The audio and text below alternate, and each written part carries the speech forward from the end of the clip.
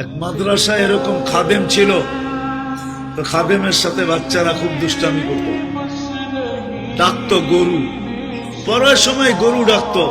তো ও ছিল একটু সাদা সিধা, সহজ সরল, একটু হাবলা টাইপের, তো বেশি মাথায় নিত না।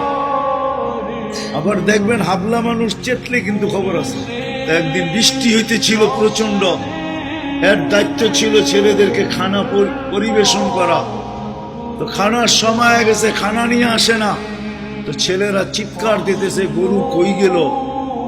একটু পরে দেখতেছে খানা নিয়ে আসতেছে, তো সবাই চিৎকার দিয়ে বলতেছে ওই গরু এত দেরি করলি কেন। বাস সরল সহজ তো লেগে গেছে মাথায়। মোতামিম সাহেবের কাছে যা বলতেছে চাকরি করব না। কেন? বাড়ি মাদ্রাসায় যেটি পালেন এটি সব দেয়া দাও, সবসময় গরু বলে শোয়া গেছি, আজকেও গরু বলতেছি। মোতামিম সাহেব বুঝছে যে সরল সহজ মানুষ চেতলে তো এরমই চেতে গেছে গা সিধা বাড়িতে। রাত্র ৩টার সময় আসতেছে, আয়সা মোহতামিম সাহেবের দরজায় খটখটাইতেছে, জিজ্ঞাসা করছে কে? হুজুর আসছি। কি জন্য? চাকরি করবো। তুমি দিনের বেলা চলে গেলে চাকরি করবে না?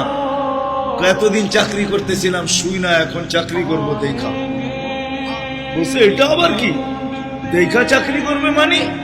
আমি স্বপ্নে দেখতেছিলাম কিয়ামত হয়ে গেছে, আমি পুলসিরাতের পাশে যে দাঁড়ায় আছি, পুলসিরাত চুলের মতো চিকন, তলোয়ারের মতো ধার।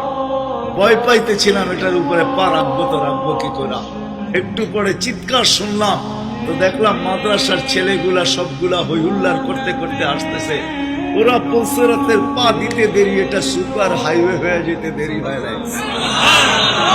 সবগুলা উঠা পার হইতেছে, একটা পিছন থেকে আমাকে দেখা ফেলছে আর চিৎকার দিয়া বলছে ওই তোরা যাস কই? আমগো গরুটা তো দাঁড়ায় আছে, ওরে নিয়ে যাবি না? বলে সবগুলা পিছে ফিরে আসছে আর আমাকে উঠায়া কেউ হাতে কেউ পায়ে ধরা সব কাঁধে করে নিয়ে পার করে দিছে।